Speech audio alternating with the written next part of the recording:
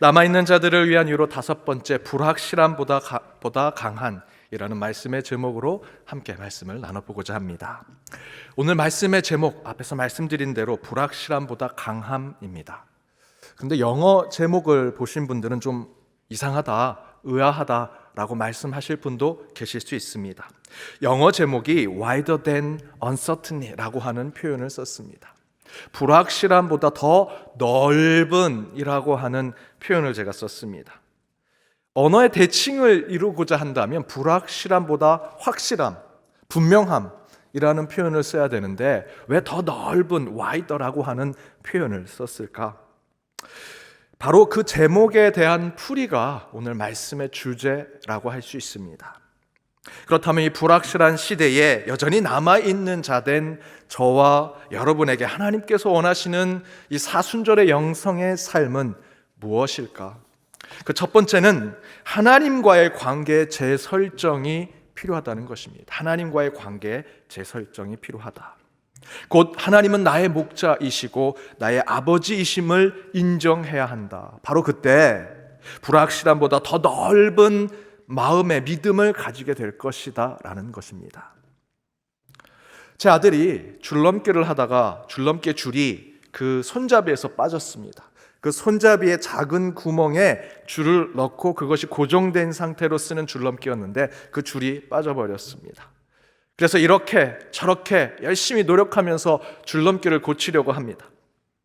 방법은 간단합니다. 그 줄에 그 손잡이에 줄을 넣고 매듭을 짓고 그곳에 조금 두껍게 만들면 이게 다시 그 고리에 걸려서 줄넘기를 할 수 있죠. 근데 제 아들은 그 방법을 모르니까 자기 방법으로 계속 이것저것을 해봅니다.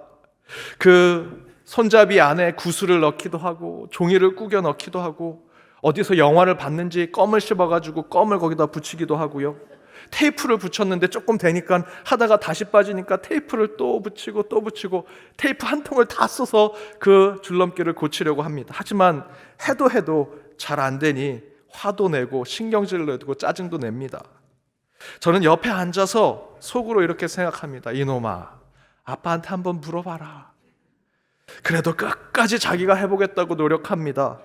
하루 종일 끙끙거리다가 끝내는 아빠를 찾아와서 아빠 이거 고쳐주세요 라고 얘기합니다. 그러면 제가 1초도 안 돼서 짠 하고 고쳐주죠. 방법은 간단합니다. 그저 그 방법, 그 손잡이에 고리를 넣고 매듭만 한번 딱 지어주면 됩니다. 그럼 아들은 굉장히 허무해하면서도 너무나 기뻐합니다. 그러면서 제 아들이 이렇게 얘기했습니다. 아우 진작 아빠한테 물어볼 걸. 오늘 시편 23편 1절에 다윗이 무엇이라 고백합니까? 우리 함께 고백해 볼까요? 여호와는 나의 목자시니 내게 부족함이 없으리로다. 하나님과 우리의 관계가 목자와 양의 관계, 아버지와 아들, 아버지와 딸, 아버지의 자녀의 관계 속에 인정하라는 말씀이지요.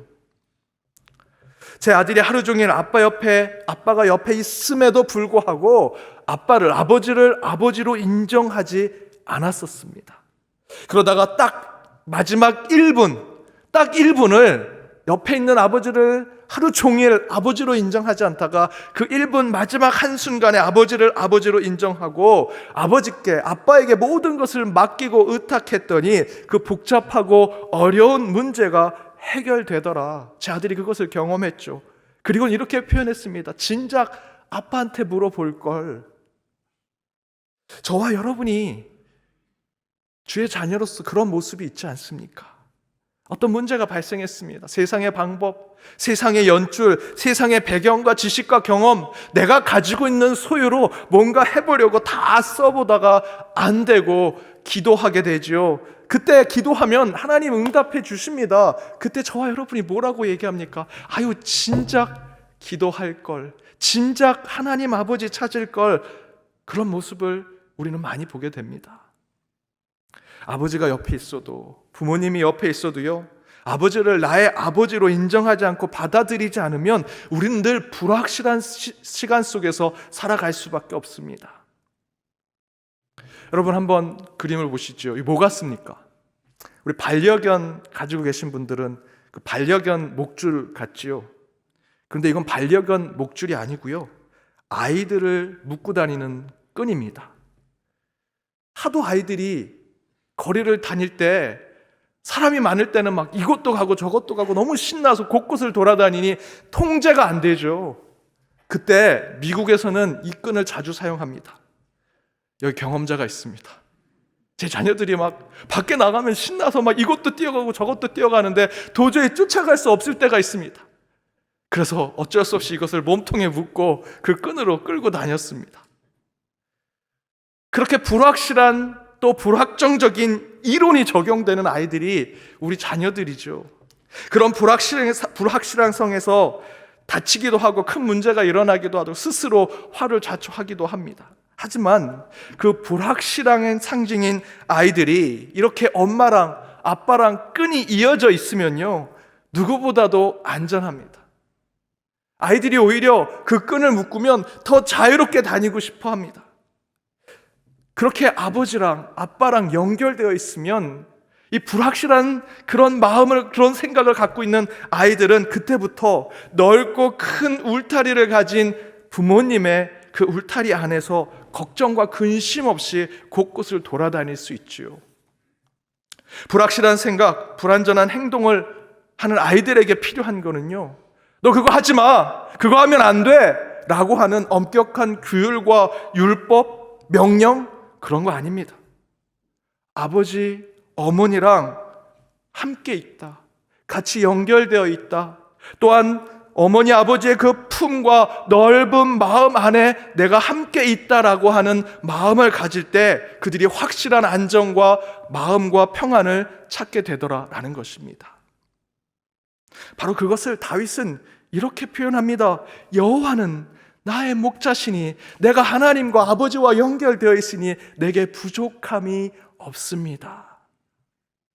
사랑하는 여러분, 불확실한 삶이 반복되신다면 여러분 딴 곳에서 방법 찾지 마시고요, 아버지를 찾으십시오.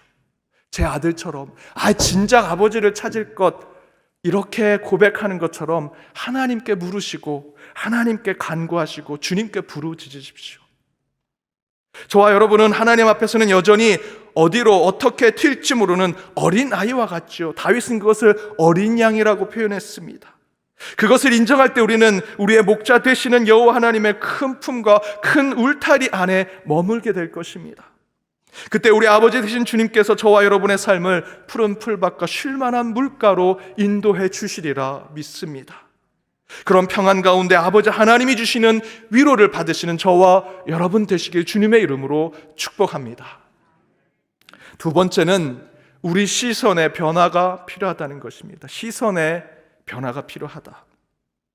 곧 사망의 음침한 골짜기를 다닐지라도 주의 지팡이와 주의 막대기만 바라보고 나아가는 자가 되어야 한다. 불확실한 시대 속에서 우리의 시선과 관점이 세상의 99% 뒤죽박죽 혼란과 혼동이 가득한 세상을 바라보는 것이 아니라 단 1%라도, 단 0.1%라도 좌로나 우로나 흔들리지 않은 중심과 기준, 원칙을 보며 살 때 우리는 불확실한 세상 속에서 더 넓은 세상과 더 확실하고 분명한 세상을 경험하게 될 것이다 라는 말씀입니다. 그래서 다윗은 4절에 이렇게 고백합니다. 함께 읽겠습니다. 내가 사망의 음침한 골짜기로 다닐지라도 해를 두려워하지 않을 것은 주께서 나와 함께 하심이라. 주의 지팡이와 막대기가 나를 안위하시나이다. 여러분, 여기서 사망의 음침한 골짜기가 어떤 곳일까요? 표현대로 얘기한다면 언제 어떻게 죽을지 모르는 골짜기. 유대 광야에 여러분 성지순례를 가보시면 곳곳에 골짜기와 같은 곳을 보실 수 있습니다. 그 골짜기는 곳곳에 365일 해가 들이지 않는 곳도 있습니다. 거기엔 생물도, 어떤 생명도 살아갈 수 없죠.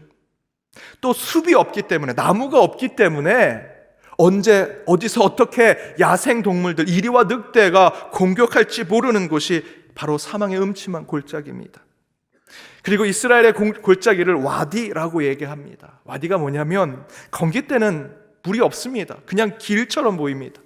그런데 우기가 되면, 비가 오면 언제 그 길 같은 곳이 물이 차고 넘쳐서 때로는 사람들에게 해를 주기도 합니다. 변화무쌍한 날씨에 따라 갑자기 물이 차기도 하고요, 바닥이 마르기도 하는 인간 판단으로 할 수 없는 어떤 일이 벌어질지 모르는 불확실함 그 자체가 사망의 음침한 골짜기라는 것이죠. 그곳에 99%는 불확실함으로 가득 차 있습니다. 한 걸음 한 걸음 그 사망의 음침한 골짜기를 걷는 것 자체가 불확실한 걱정과 근심이 가득한 걸음일 뿐입니다. 그러나 목자는 반드시 그 사망의 음침한 골짜기를 건너야 합니다. 왜냐하면 그 사망의 음침한 골짜기를 건너야만 그 양들에게 가장 좋은 꼴을 줄 수 있는 곳으로 갈 수 있기 때문입니다. 그래서 목자는 사망의 음침한 골짜기를 건널 때 그 양들을 잘 이끌어 가기 위해서 무엇인가 쥐고 가고 있습니다. 다윗은 그것을 뭐라고 표현했냐면 주의 지팡이와 막대기라 이야기합니다. 여기서 이 지팡이와 막대기가, 여러분, 무슨 요술 지팡이, 마술을 비르는 요염한 막대기라고 생각하십니까? 아니요, 전혀 그렇지 않습니다. 그냥 목자들이 흔히 가지고 다니는, 때로는 이리와 늑대가 공격할 때 유일하게 그들과 싸울 수 있는 무기가 되는 것이고요, 험한 길이 있으면 지팡이처럼 짚고 가는 것이 그 막대기, 장애물이 있으면 그 지팡이로 한번 치우고 갈 수 있는 그런 도구에 불과합니다. 그런데 바로 그 지팡이와 막대기만 보고 가면 좋은 꼴로 갈 수 있다라고 얘기하죠. 여기서 유일한 확실함은 양들이 골짜기의 수많은 불안정한 지형과 언제 어디서 튀어나올지 모르는 이리와 늑대에 대한 공포심, 변화무쌍한 날씨에 위협이 되는 골짜기의 불확실성에 있을지라도 저 지팡이만, 저 막대기만 보고 가면 목자가 가는 곳에 나도 갈 수 있다라는 믿음과 확신을 바라보고 가는 것입니다. 그게 바로 하나님이 우리에게 주시는 확실함입니다. 어둡고 그늘지며 두렵고 무서운 사망의 음침한 골짜기에 밑바닥만 보고 가는 것이 아니라 나를 지켜주고 나를 보호해 줄 것이라는 목자의 그 지팡이, 그 막대기만 보고 간다면 양과 같은 저와 여러분은 목자가 준비한 그 꼴이 있는 땅으로 가게 된다라는 것이죠. 우리의 시선이 이 사망의 음침한 골짜기에 365일 그늘진 그곳이 아니고, 그곳이 물이 찰지 바닥이 마를지 변화무쌍하게 결코 알지 못하는 불확실한 그곳에 눈길을 돌리는 것이 아니라 그 목자가 들고 있는 저 지팡이, 저 막대기만 보고 쫓아가면 우리가 좋은 곳으로 갈 수 있을 거야 라는 믿음의 시선이 있어야 한다라는 것입니다. 미국에서 한 군인이랑 결혼한 한인 성도님이 이런 간증을 하셨습니다. 남편을 따라 미군에 있는 훈련소에 갔습니다. 여러분, 이 미국의 그 군대 훈련소는 정말 아무것도 없는 사막 한가운데 서 있습니다. 그런데 이분이 그런 텍사스 허벌판 사막에 있는 한 도시에 훈련받는, 그 군인들이 훈련받는 그곳에 가게 되었습니다. 그곳에 정말 갔더니 아무것도 없더랍니다.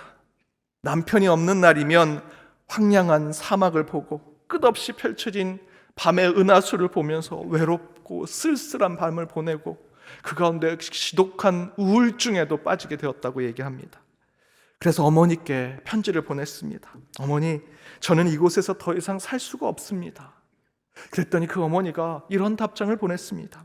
2명의 죄수가 감옥에 들어갔지만 한 죄수는 평생 감옥을 오고 가며 죄인의 삶을 살았다. 하지만 다른 한 죄수는 한 번 감옥에 다녀오고 나서 다시는 감옥에 가지 않았다. 알고 보니 평생 감옥을 들락날락했던 죄수는 감옥의 창문, 감옥 창문에 달린 창살만 보고 있었더라. 그러나 다른 죄수는 그 창문 밖 창살 너머의 하늘과 별을 보았더니 새로운 삶을 설계하며 나아가게 되었단다.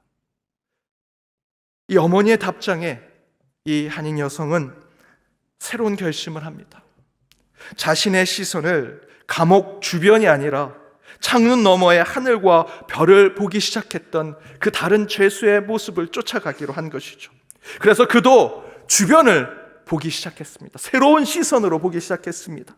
그랬더니 그 사막, 아무것도 없다고 생각하는 그 사막에 살아있는 선인장이 서 있는 겁니다. 그리고 그 살 수 없는 땅이라고 생각했던 그곳에 몇백 년 전부터 살아있는 인디안 원주민들이 그곳에 살고 있더라. 그래서 이분이 그 선인장을 연구하기 시작했습니다. 그리고 그 인디안들과 서로 교류하면서 그들의 문화를 공부하기 시작했습니다. 그리고 그 후에는 그 선인장에 대한 논문을 쓰기 시작했고요.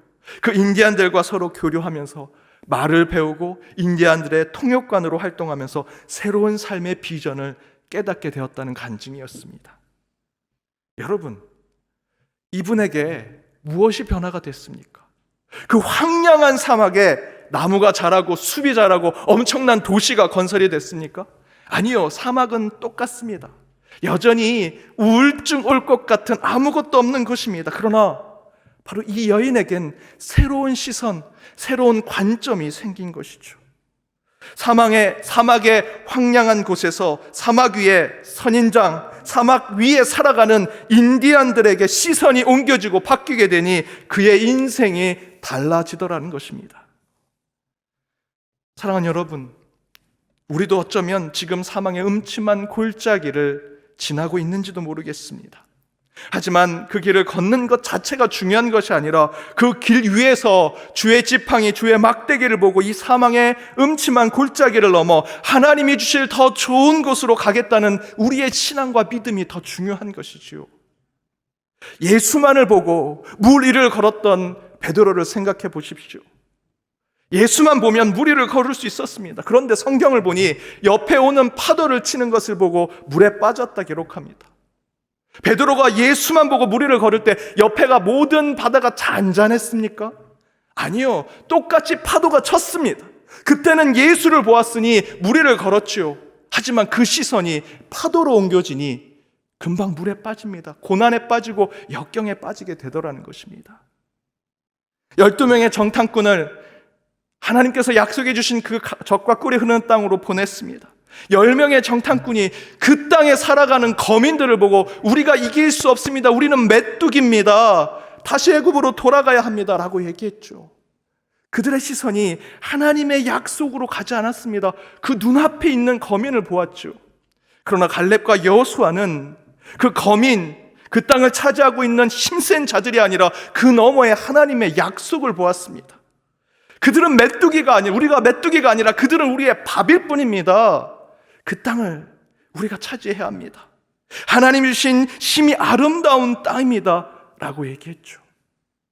그 10명과 그 10명을 지지했던 자들은 한 명도 그 땅을 밟지 못했습니다. 그러나 여호수아와 갈렙은 그 땅을 끝내 밟죠. 따라서 여러분, 저와 여러분도 우리의 시선을 오직 하나님께만 고정해야 합니다. 우리의 시선이 주의 지팡이와 그 막대기에 고정될 때 저와 여러분의 관점과 시각이 더 넓어지고 깊어지게 되리라 저는 믿습니다. 그때 우리의 불안함, 우리의 불확실함은 분명히 사라지게 될 것입니다. 따라서 여러분, 이 사순절 기간 오직 예수 그리스도의 십자가에만 시선을 고정하십시오. 그때 우리의 목자 되신 주님께서 분명히 남아있는 자 된 저와 여러분에게 참된 위로와 평안을 주시리라 믿습니다. 찬송가 413장에 내 평생에 가는 길이라는 찬양이 있습니다. 이 찬양은 호레이소 스페포드라고 하는 변호사가 지은 찬양입니다. 그는 그 당시 모든 분야에서 최고를 가장 성공한 자의 모습으로 살아갔습니다. 법률회사에서 변호사로 큰 돈을 벌었고요. 또한 의대, 신학교에서 이사로, 교회에서는 회계 집사로 모든 분야에서 인정받는 자가 되었습니다. 그래서 그 큰 돈을 벌어서 시카고에 큰 별장도 사고 그곳에 모두 이사 갔습니다. 그곳에서 드와이트 무디가 사역하는 무디 교회에서 아주 영향력 있는 교회 지도자가 되었습니다. 그러나 1871년 시카고에 대화재가 나서 모든 재산을 잃게 되었고요. 첫째 아들은 급성 전염성 피부질환으로 또한 죽게 되었습니다. 갑작스러운 가족 안에 재앙들이 몰려와서 가족 전체가 쉼이 필요하게 되었습니다. 먼저 아내와 네 딸을 영국에 보내게 되었는데 그 가던 도중에 그 여객선이 다른 배와 부딪혀서 침몰하게 되었고 아내를 제외하고 네 딸 모두가 죽게 됩니다. 그때 이 스페포드가 이런 전보를 받았습니다. Saved alone. 한 사람만 살아남았습니다. 아내만 살아남았습니다. 그 얘기는 그 스페포드와 아내만 살아남은 자가 되었다는 거죠. 살아남으면 뭐합니까? 가족이 다 죽었는데. 그런 살아남은 자가 된 그 아픔과 슬픔 가운데 배를 타고 아내를 만나러 가던 도중에 바로 이곳이 사고 난 지점입니다 라고 하는 선장의 얘기를 듣고 그곳에서 땅을 치며 한탄하고 탄식하며 기도하던 중에 하나님께서 그 스패포드에게 깊은 그 내면 속에 형연할 수 없는 하나님의 신뢰와 평안과 사랑과 위로를 주시는 것을 경험하게 됩니다. 그때 만든 찬양이 413장 찬양입니다. 우리 함께 1절을 불러보겠습니다.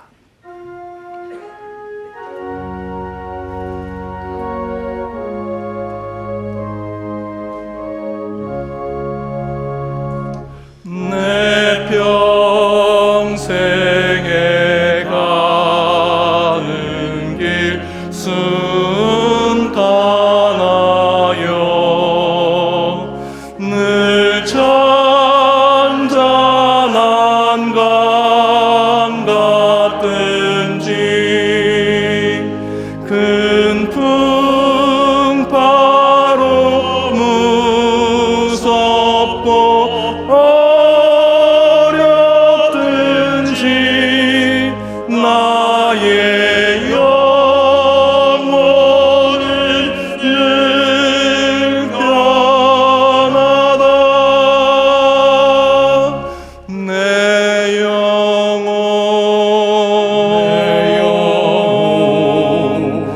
평안해.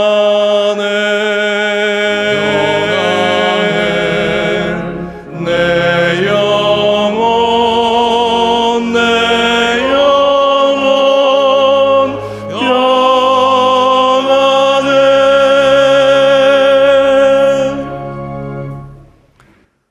사랑하는 여러분, 불확실한 세상 속에서 우리 인간은 그 세상을 벗어날 수 없습니다. 인간은 절대로 불확실을 떨쳐버릴 수 있는 능력과 힘이 있는 존재가 아닙니다. 그러나 오직 우리의 목자 되시며 아버지 되신 여호와 하나님만이 저와 여러분을 평안케 해주시리라 믿습니다. 또한 주의 지팡이와 주의 막대기, 곧 이 사순절에 저와 여러분이 묵상하고 있는 주의 십자가와 그분의 보혈만이 이 사망의 음침한 골짜기를 걷는 우리의 삶에 그 단단한 믿음의 길로 인도할 것입니다. 우리는 여전히 큰 풍파로 무섭고 두려워 떠는 인생을 살지요. 그러나 모든 것의 주인 되시며 만유의 구주 되신 하나님께 맡기면 저와 여러분에게는 주님이 주신 평안과 위로가 있게 될 것입니다. 그런 하나님의 충만한 은혜 가운데 살아가시는 저와 여러분 모두가 되시길 주님의 이름으로 축복합니다. 기도하시겠습니다. 평안의 하나님, 사순절 5번째 주일 남아있는 자들을 위해 주시는 위로의 말씀 가운데 큰 풍파와 큰 시험과 그 고난과 역경 속에서도 주의 십자가 그 보혈로 새롭게 되는 능력을 주실 줄 믿사오니 불확실한 세상 속에서 무엇보다도 더 넓고 더 깊고 더 크신 예수 그리스도의 마음과 품과 그분의 사랑과 은혜를 통해 한 주 살아가게 하여 주옵소서. 우리의 목자 되시며 아버지 되시는 넓은 품에 하나님 앞에 모든 것을 맡기고 가되 우리 또한 주의 십자가만을 쫓아가는 사순절 마지막 주간이 되어 더욱더 주의 은혜 가운데 살아가는 한 주가 되게 하여 주옵소서. 이 모든 간구 예수님의 이름으로 기도드립니다. 아멘.